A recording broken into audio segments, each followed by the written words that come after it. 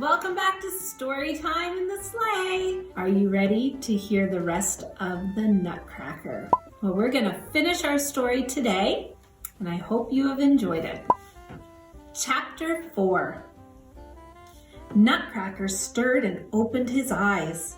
He raised himself on one arm. Then he stood up, restored. Restored not only to his full strength, but to his true self.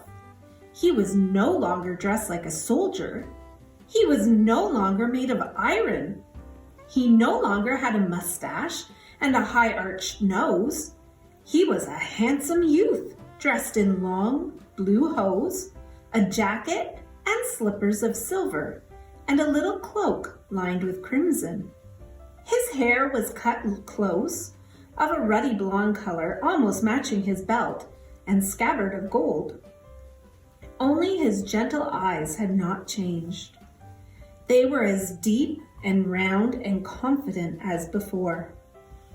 Nutcracker crossed to the far corner of the room and found the velvet slipper that had saved his life, and then to the opposite side where Maria's wrapper hung over the foot of the bed.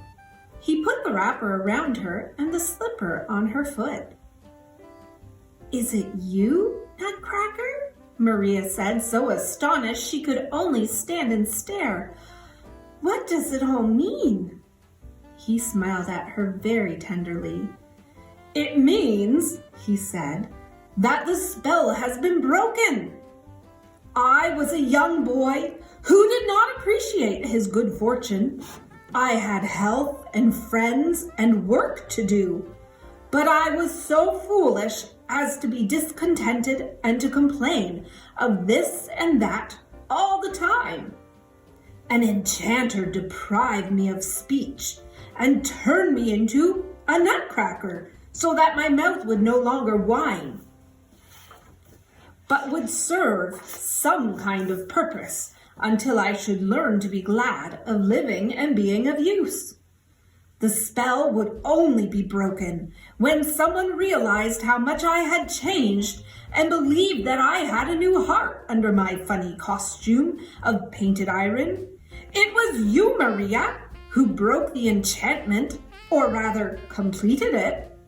For you see, it was a lucky enchantment, since now I do know that it is good and wonderful to be alive." The room became illuminated as the moon began to shine on the snow outside the window. It shone on Maria's slipper and on the golden sword at Nutcracker's side. It shone on all the twinkling ornaments on the Christmas tree. "What is your real name?" Maria asked. "My name is Prince Nikita, but now I like Nutcracker better." "And what are you going to do now?" "I think I shall go on being a nutcracker," he said. "That is as good a job as any, at least for a while." "But if you are a prince, you must live far away, Nutcracker. Will you go there?" "No, I want to stay here with you, Maria. Where I live is quite far away. If you think it is far away, but it is only a few steps, really. Come, I will show you." One of the tall French windows blew open. Nutcracker lifted his beautiful sword and walked out into the night. Maria was spellbound for a moment, and then, as she was about to rise and follow him, her little bed began to move, like a sleigh, toward the window. She tucked the wrapper and coverlet close around her. She was quite warm. Without a sound, her bed glided on, under the yellow curtains, through the window, and out of the doors.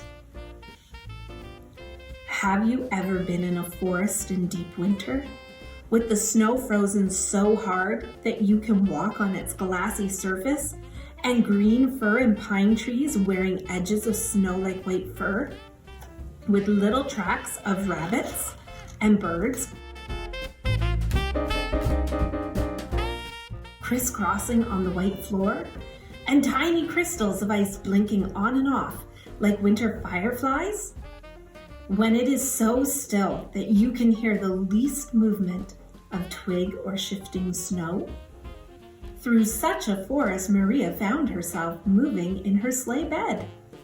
Nutcracker strode on ahead, his red cloak like a beckoning torch.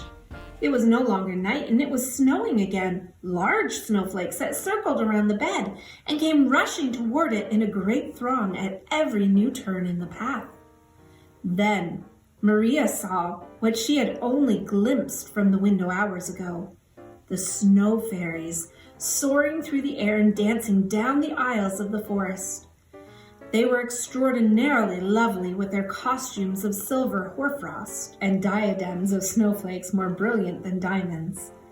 They surrounded the sleigh bed, swirling and leaping so close together that it was quite dizzying. Then, at the height of their wild dance, the forest and all its spirits seemed to melt into air. The snow was gone. The path had become a little canal of water, bordered with green plants and colorful flowers. The bed was a boat upon it. Far down the canal, Maria could see a flight of stairs at one side, with Nutcracker waiting on the lowest step. As the little boat bed drew up, he stepped aboard beside Maria, and they sailed on. In the distance, a castle seemed to rise out of the water. It gleamed like a giant party cake. Its walls were made of icing. Over the windows were candy flowers, and peppermint stripes spiraled up the tall towers. At intervals stood statues carved out of marzipan. An archway of golden taffy spanned the canal, and under it the boat glided into the castle. It stopped at a flight of broad steps, in a great hall made entirely of rock candy in soft pink and yellows. A stately lady, dressed in gleaming white satin, stood at the top of the stairs to receive them. And beyond were many men and women dressed as if for a ball. Nutcracker said the lady was the Sugar Plum Fairy, and that this was the fortress of sweets. He introduced Maria, and then he told everyone how Maria had saved his life and broken the magic spell. Everyone said she had been very brave. The Sugar Plum Fairy escorted the two children to a table overlooking the rock candy hall. People brought in many delicious and unusual foods. For after their battle with the mice and their trip through the forest, Nutcracker and Maria were very hungry. Each kind of refreshment was so prettily decorated that you could not tell just what it was. But it was better than ice cream or cherry pie or any birthday cake.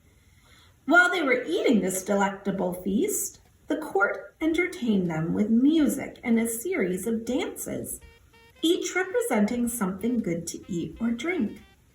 2 women in ruffled skirts and 2 men in flaring trousers did the dance of chocolate, which was really a Spanish dance because so much chocolate comes from or used to come from Spain. A stern Arab did a slow and rather sleepy dance on a rug. The music and his languid movements made you see the hot and lonely desert at night. Servants gave him tiny cups of coffee now and then, for the Arabians are great coffee drinkers. 2 Chinese girls brought in a big box of bamboo, like a tea chest. Out of it vaulted 2 Asian acrobats. Around and around the candy hall they turned, cartwheels and flip-flops. One of them vaulted right over the table where Nutcracker and Maria were sitting. This dance was called the Dance of Tea, because the Chinese love that drink especially. Next came a number of muscular young men dressed in red and white stripes and carrying hoops. This was a dance of great agility and speed. The men seemed to fly through the air as they dove through their whirling hoops. It was the most brilliant dance of all. The music changed to an airy and soaring waltz. A troupe of dancers, looking like flowers, floated softly down from balconies and windows between the clear sugar columns. They danced as if borne up by a breeze and made you think of a mountain meadow. Finally, like dandelion seeds, they were wafted up, one after the other, and out between the columns. But now came the most amusing one. How Fritz would have liked it. A very tall woman came jerkily in, wearing the most tremendous skirt like a huge round candy box. Suddenly she lifted one part of her skirt, and out came the tiniest children, who tumbled and tripped about just like dainty bonbons. They were dressed in pink and lavender, pale green and yellow, and there were so many of them. But somehow they all managed to crowd back under the big skirts again, and the candy box ladies sidled off. Now the sugar plum fairy came forward with the handsome man to show what they could do. And this was best of all, dancing so wonderful that Nutcracker and Maria forgot their caramel sherbet and sat enraptured. Only a dancer could describe the grandeur and charm of those figures, responding to the music in perfect unison, creating a pattern of motion that seemed to fill the vast room with advances and retreats, vigor and grace, till you were hypnotized by its splendor. At the climax, the sugar plum fairy spun like a top at a furious speed, all the length of the room, and was caught and lifted up triumphantly by her partner. When the applause had subsided, the dancers smiled and beckoned for Nutcracker and Maria to come down. All of the court gathered around, and the children thanked them, bowing low. As Maria raised her head, she knew that the court was not there. The light was different, and the ballroom floor was the quilt of her bed at home. She opened her eyes wide. The clear light of the morning was streaming into her room. An icicle glittered outside the window pane, and beyond the sky was intensely blue. There was a faint smell of toast and coffee from downstairs. Then she saw near the fireplace her doll's bed, and Nutcracker lying in it in his general's uniform. He seemed to have just awakened too, and he was looking right at her. She thought that he smiled. The door to the hall opened, and Maria's mother came in with a tray of food. "How late you have slept, and on Christmas morning! The storm is over, and the whole world is washed clean. You never saw such a beautiful Christmas day." She came over and kissed Maria. "I've brought you breakfast in bed, for we are all through downstairs. Are you feeling well?" "Yes, Mother, I am, and thank you for breakfast. What a party it was. I was so excited I don't remember bringing Nutcracker upstairs." "No, darling, I brought him up early this morning, and one of your slippers. The big room was in such a state. There were gumdrops all over the floor." "Mother, is Godfather Drosselmeyer a magician?" "Of course not. He is just a clever and ingenious man who is very fond of you." "But how did he bring Nutcracker alive?" "If Nutcracker came alive, it was because you like him so well. If you love something very much, it is always alive. What a funny child you are today. Now get washed and dressed and have your breakfast. I'll light the fire." The end. I hope you enjoyed our story for this week. Come back tomorrow when Abby and I teach you how to do a fun craft. We'll see you tomorrow, and be watching for tonight. We will be posting all of the different items that you will need to make our special craft with us. See you later. Merry Christmas!